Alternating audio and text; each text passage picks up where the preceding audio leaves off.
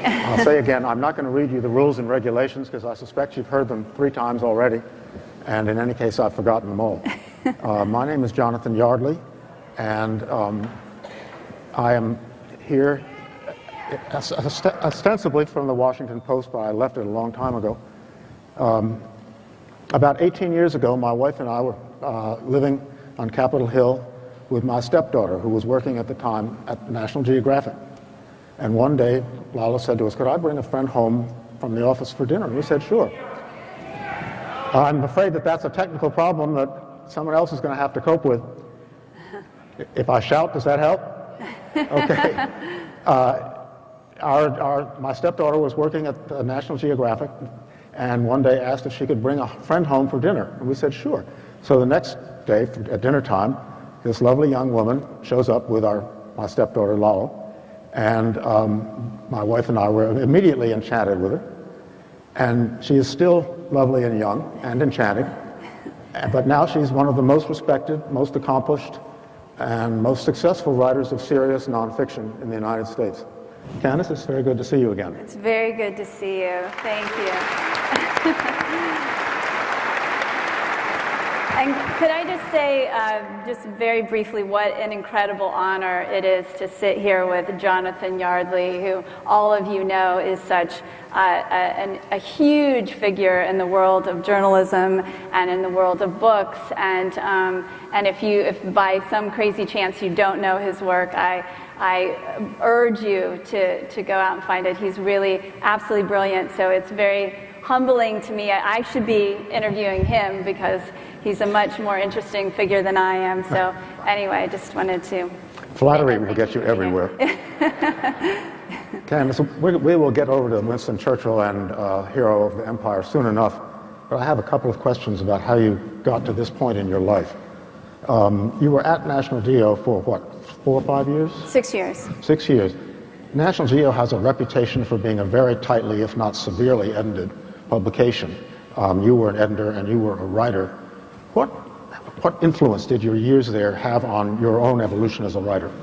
Well, I always say that my real education actually happened at National Geographic. I learned so much about storytelling, about the fact that the world is full of fascinating people, fascinating events, and stories.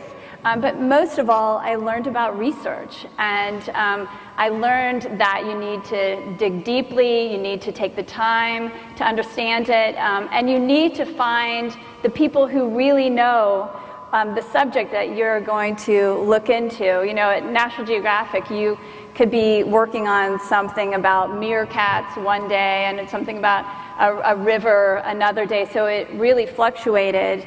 But the one consistent thing throughout is that there's always somebody who knows the subject and knows it really, really well and has spent most of his or her life studying it, and you need to find that person and make him your friend. Mm-hmm. When and how did it come to you that you should try to write what became The River of Doubt? You were young, you were not a trained historian, the subject involved travel to a dangerous place, dealings with languages other than your own. Tell us about the challenges and apprehensions that confronted you as you started out. So I first heard this story. I was having lunch with a friend of mine, James Chase, who wrote the book 1912, did you know? And really an extraordinary man. And this is the election, the Bull Moose election, where Roosevelt tried to regain the presidency and lost. And he said, have you heard about this trip that Roosevelt took in the Amazon after that election? And I had read about Theodore Roosevelt. I was interested in him. But because it's after his active political career, it was sort of glossed over.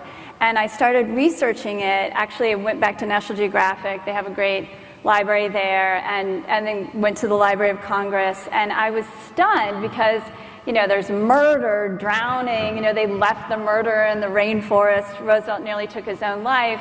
It's set in the Amazon, the richest ecosystem on Earth, something I would love to write about. And so I was just hooked right away. But it is daunting to take on Theodore Roosevelt, to take on the Amazon.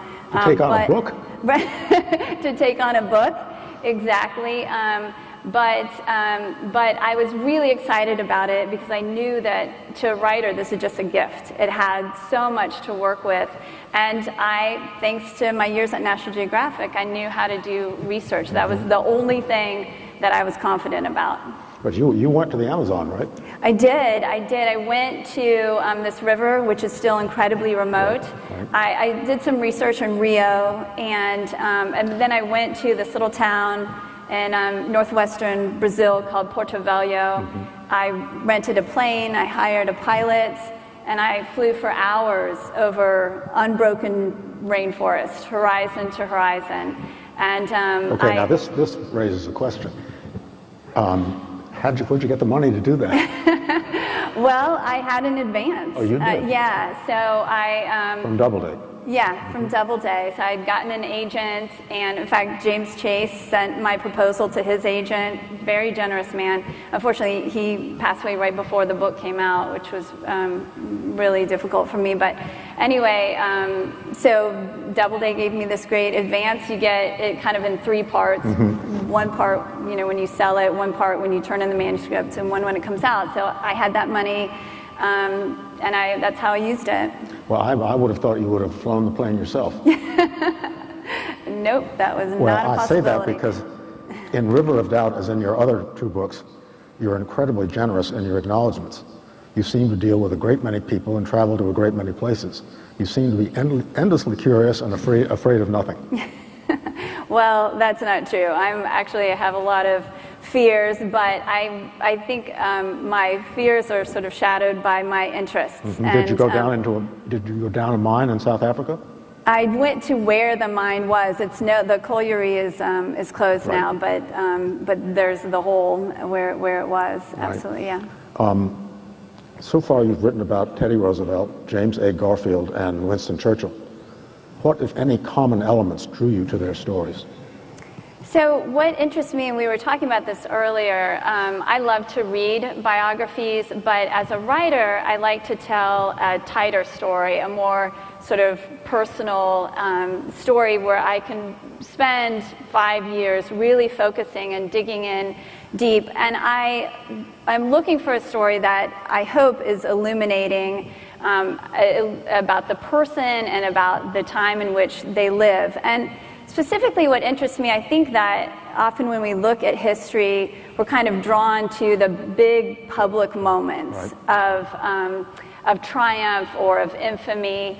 But what interests me are the more private moments of struggle, when someone is sick, like James Garfield, or terrified, like Theodore Roosevelt, or desperate, like Winston Churchill, and searching for a foothold and uncertain. And I think it's in those moments, and it's true for all of us, this is something that we all share, that we share with these sort of great historical figures, is that's when your true nature is revealed.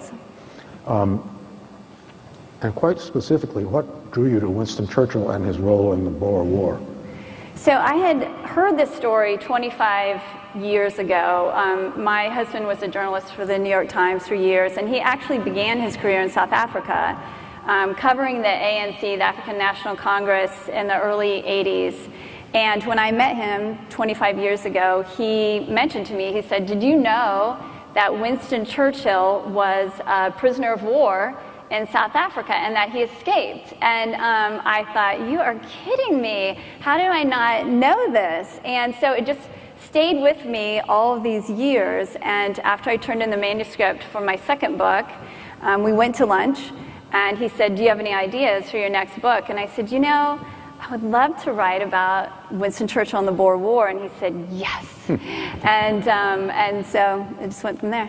I wondered, reading your wonderful book, with its story of Britain's nearly disastrous war in a place that's scarcely understood at all, I wondered if the Vietnam War was somewhere in the back of your head when you were writing that.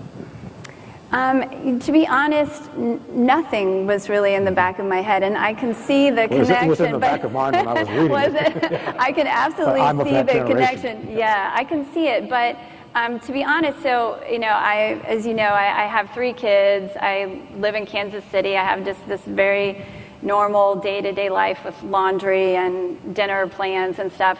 But I have an office outside of my home, and when I go into my office and I close the door, it's like a time machine. You know, I literally feel like I'm going back in time, and I just immerse myself in the documents that I've gathered and the pictures and maps and things like that. And I'm really only thinking about this moment in history.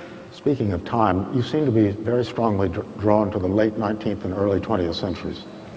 I do. I think that's fair. I didn't set out that way. I didn't think this is what I want to write about, and I never do. But I do find it very evocative. You know, I do feel like I can really, you know, that time period, you can see it, you can smell it, you can taste it. I mean, but especially what interests me in it is that there's so much primary source material. Right. You know, it's just this enormous wealth of letters and diaries and newspaper articles, and especially for the kind of writing that I do with narrative nonfiction, you have to have that, and you have to have not like a lot or not even a huge amount, but you have to be drowning in it. Right. And there are certainly times when I'm working on a book and the research takes me most of the time that I'm working on a book, and I feel like, good God, I will never get through all of this. You know? I've done projects much less ambitious than yours, but when you have that wealth of research material, of course, there is the problem of choosing what to use. That's right. But I would be interested to see if you agree, but I think that, and most of it I don't, actually. You have to whittle it down, and Yep. you have to be tough about it. But I feel like all of it kind of informs, you know, me, and I hope the reader in the book, and because you have to truly understand it before you can begin writing about it. So whether or not it actually makes it into the book, it does in a sense that I understand this event much better because of it. One thing about the late 19th and early 20th centuries, Churchill remarks on it in his memoir, My Early Years, is that it's really a lost world.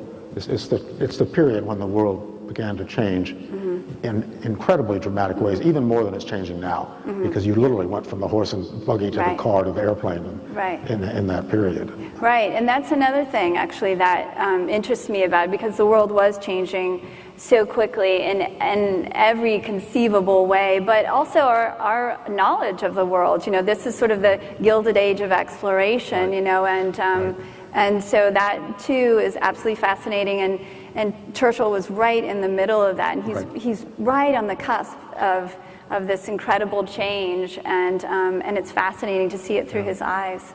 A couple of things that are connected. You write, as Churchill escaped the Boer prisoner of war camp and faced dangerous challenges, quote, "It would be a grand adventure, an exploit of the most romantic kind." The notion of British ideas of war as romance is a strong undercurrent in your book. Yet William Manchester, in his introduction to Churchill's memoir, My Early Years, says that his experiences in India and then in South Africa led him to see, quote, "the glorification of war for the fraud it was." Do you agree with that judgment? Yeah, I do. It's, you know, at that time, the British Empire was huge. You know, it ruled 450 million people, a quarter of the population, and they were spread all over the world. And so they were spread very thin. You know, they were constantly putting down revolts. But to them, you know, these little colonial wars that they would fight, it was all about gallantry, you know, and being dashing, and they hated losing their red coats, you know, they thought the khakis made them look like bus drivers, and they were still, even, you know, for the Boer War, when it began, they were still fighting in these perfect, precise lines. So the Boer War really was a prelude to World War I. It absolutely was. It was the beginning of modern warfare, and I think, you know, not that many Americans especially know much about the Boer War, but it was some of the first guerrilla fighting, it was the first concentration camps, the modernization of weapons, and all of those things. So the British Army going in was completely different from the British Army coming out, and it prepared them for World War I. You write really splendidly about the Boers, people whom most of us know about whom we know very little. Is the Boer presence in South Africa still very strong? Well, they obviously the prelude to the Afrikaners, and fortunately things are changing a lot. You know, the Boers were interesting people. They were very independent. They were very religious, and they were unabashedly racist. And you know, that's sort of what you may have heard of the Great Trek, where in 1835 they moved from the Cape hundreds of miles into the interior, and that was set off primarily by the fact that 2 years earlier the British Empire had abolished slavery.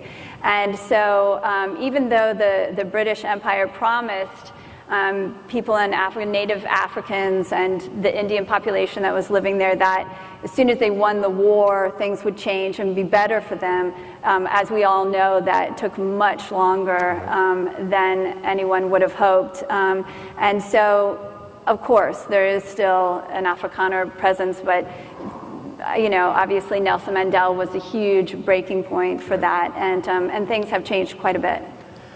Tell us a little bit about Churchill.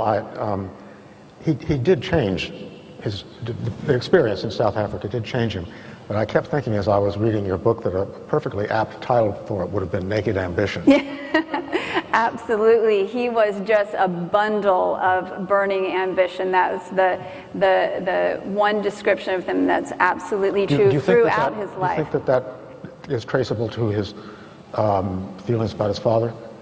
Some of it, I think it was. Because, you know, naked ambition in well-to-do, of course they weren't rich in the British, but prominent, naked ambition is not really all that common in that particular class. It's looked down upon. Yeah. It's looked down upon, and I've always felt that was the American in him. His mother, the beautiful socialite Jenny Jerome, was American, and he, and in fact, he told his mother, "This is a pushing age, and we must push with the best." Right. And so she was very connected. She had all these powerful men who adored her, and so he was always having her, you know, help me out here, have this person get me an assignment, because he was always throwing himself into wars because he thought that's the best way for me to win fame and propel myself to political power.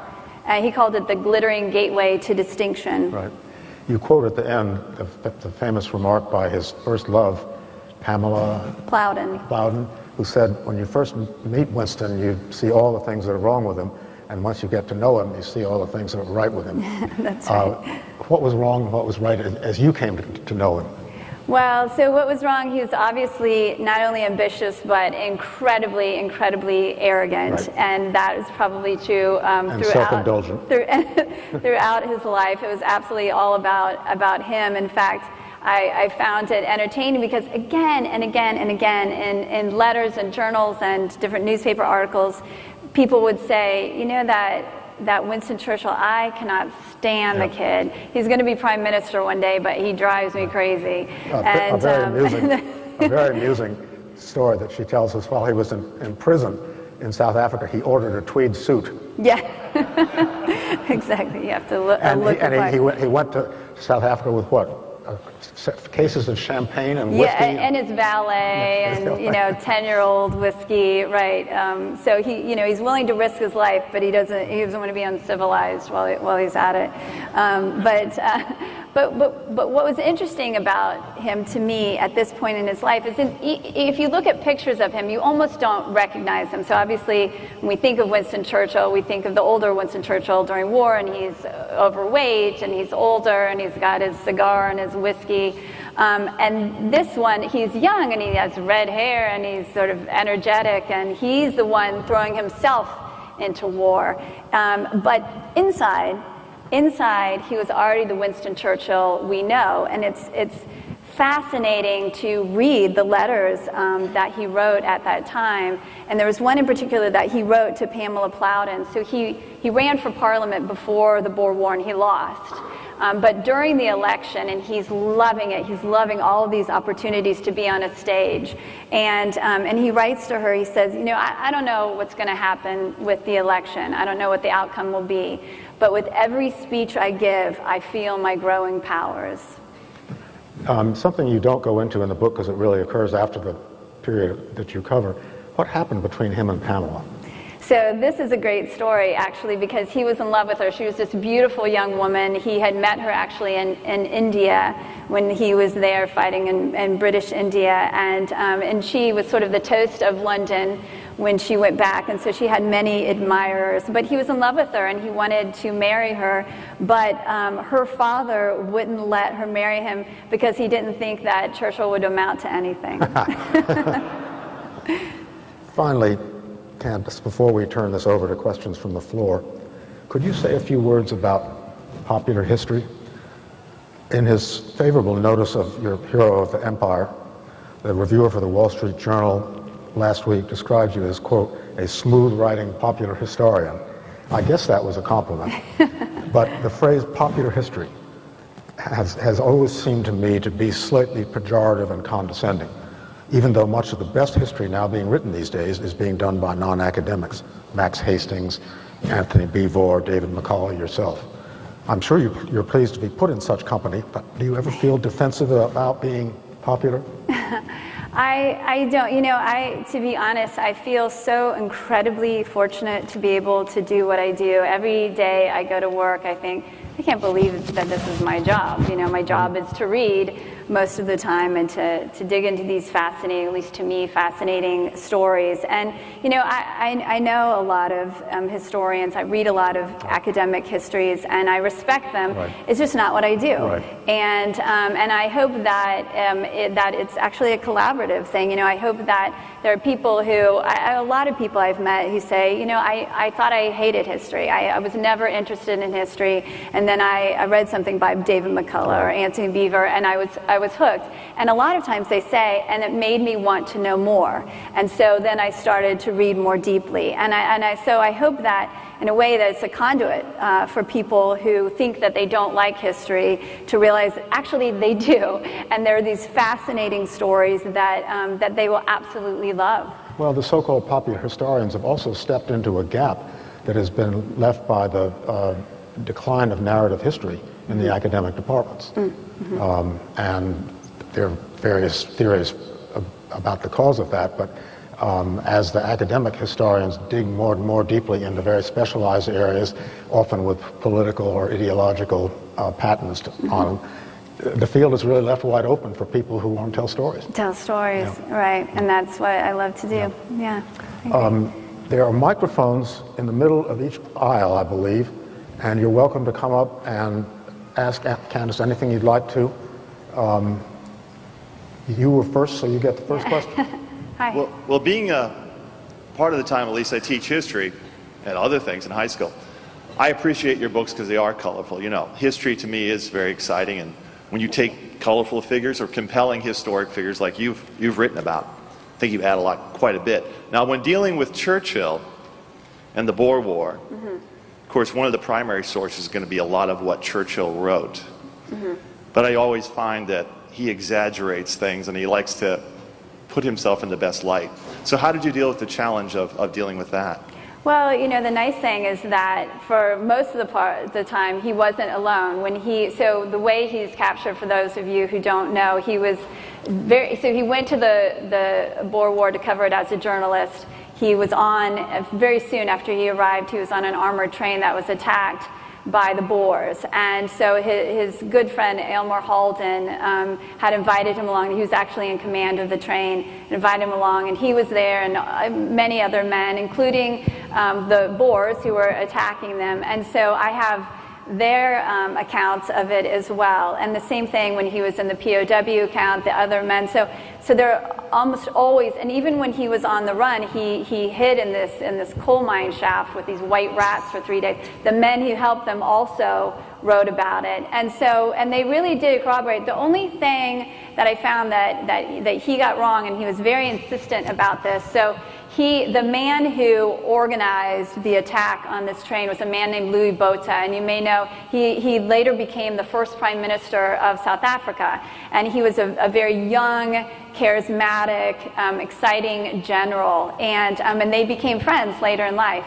And Churchill always insisted that it was Botha personally who had captured him, and then later Churchill's son started researching. He was writing a biography of his father, and he said, I've done the research, and I don't think it could have been Botha. It's impossible that it was Botha who personally captured you.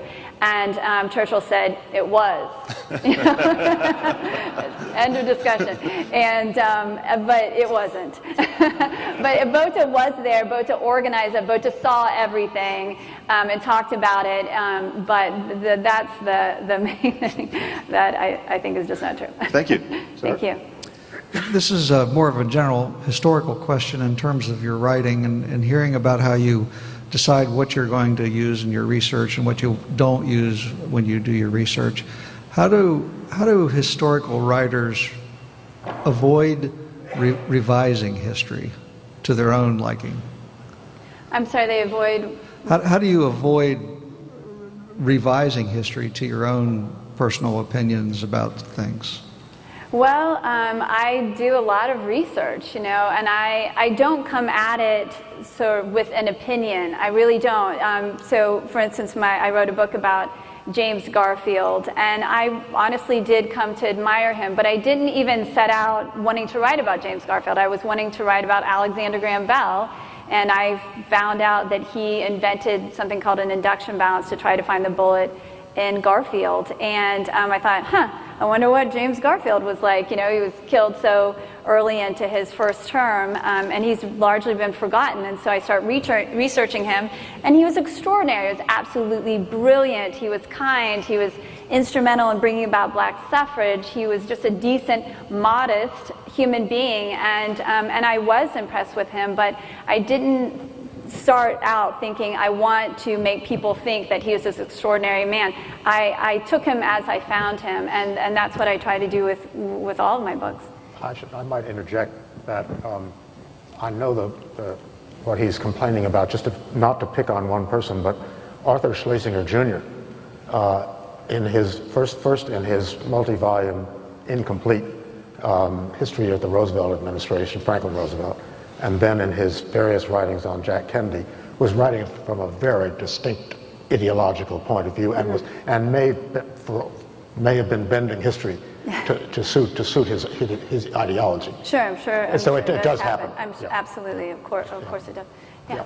Hi. So my question is actually about Destiny of the Republic. I loved it, and I came away after reading it thinking that we missed out on a potentially great president. So I just wanted to hear your thoughts on if Garfield had not been assassinated, what type of president do you think he would have been, and would he have been different than maybe some of those other string of 19th century presidents?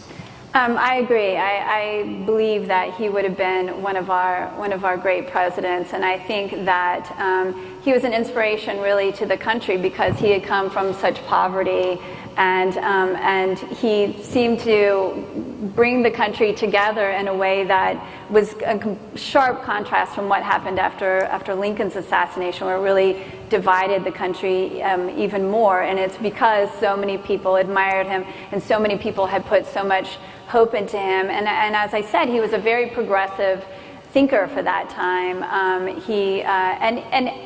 if you can imagine it, didn't even want to be president, was forced, shoved into this situation. And so I think that because of that, he was uniquely powerful because he wasn't beholden to anyone. He hadn't made any promises, he hadn't made any sacrifices, because it's not something he hungered for.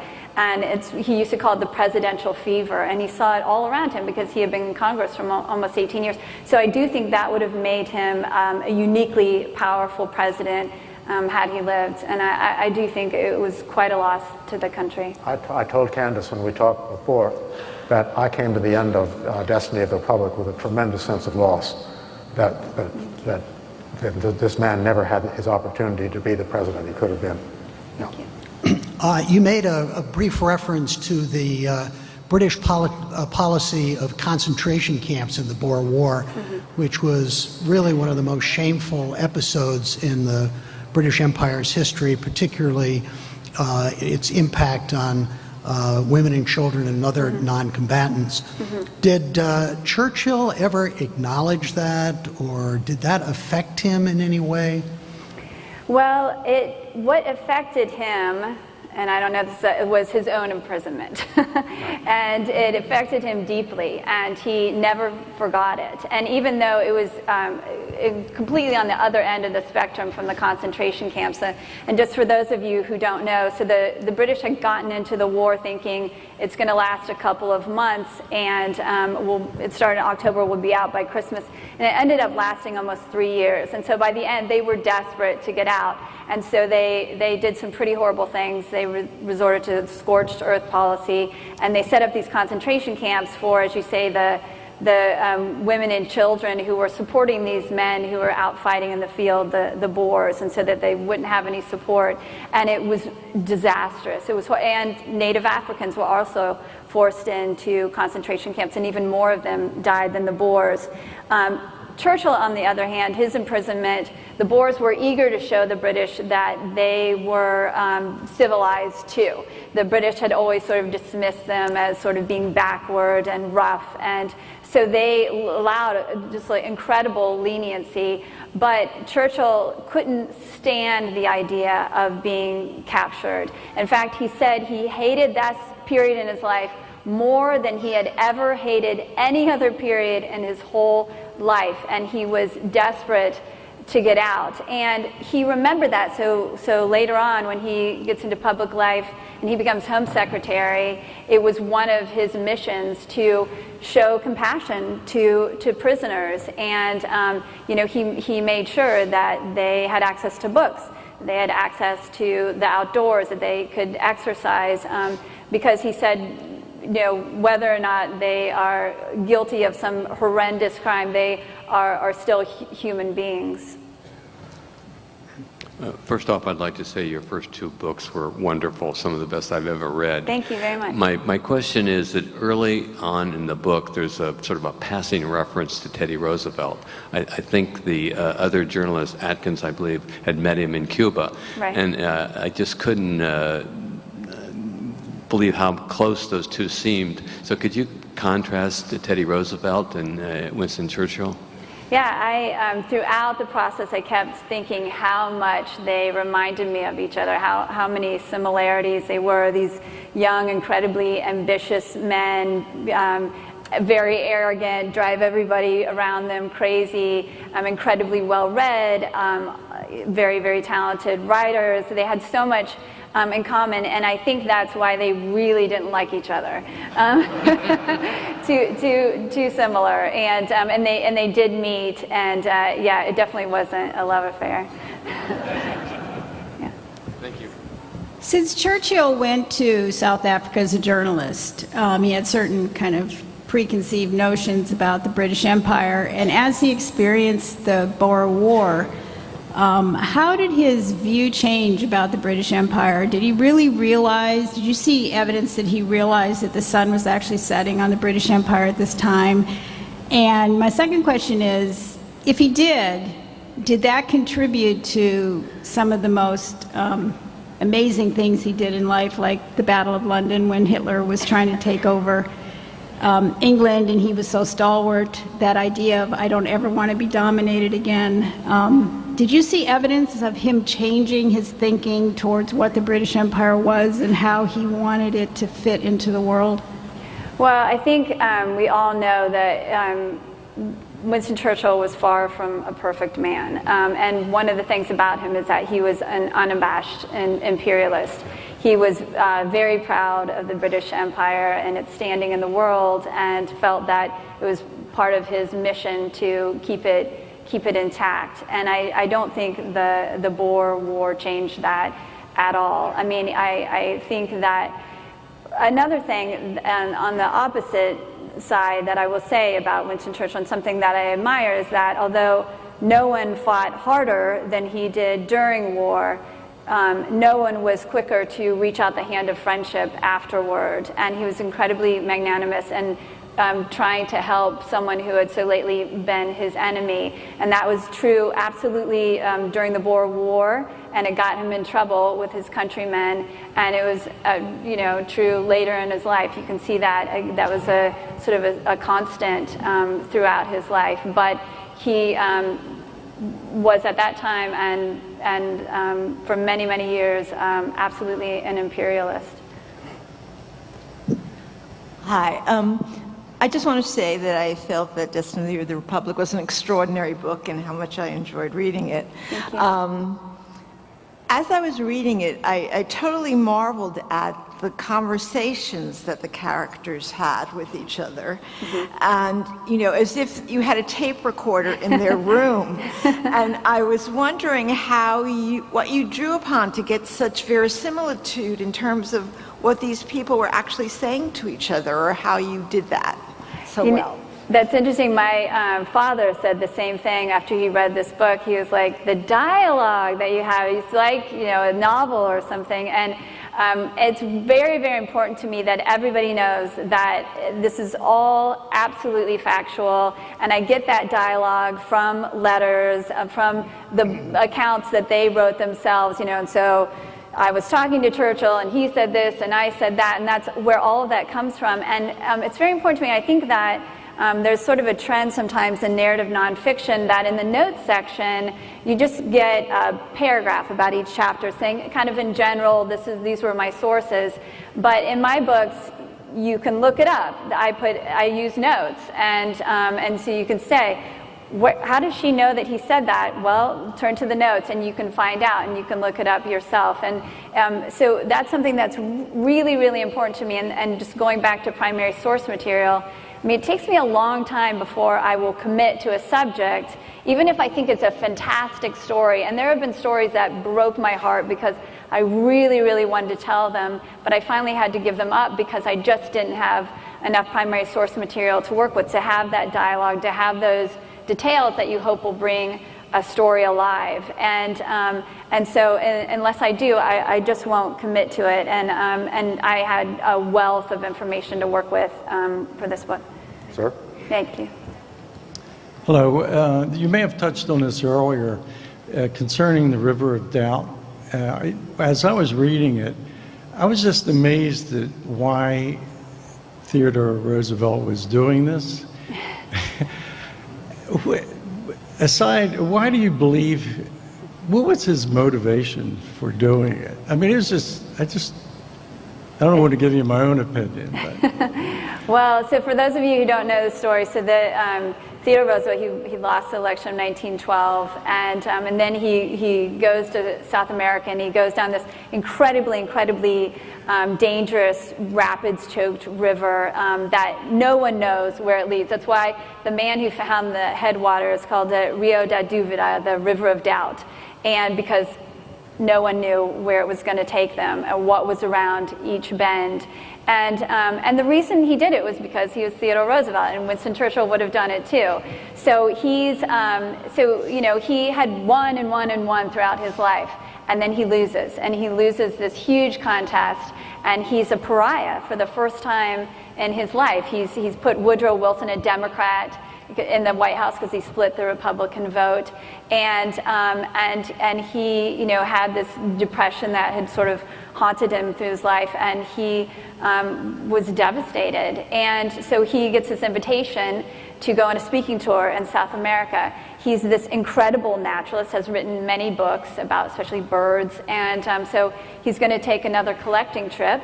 He gets there, and nobody's been preparing. He let this friend of his, who is a priest, who hired an Arctic explorer to plan this trip in the Amazon, and so they're not even prepared for just a collecting trip.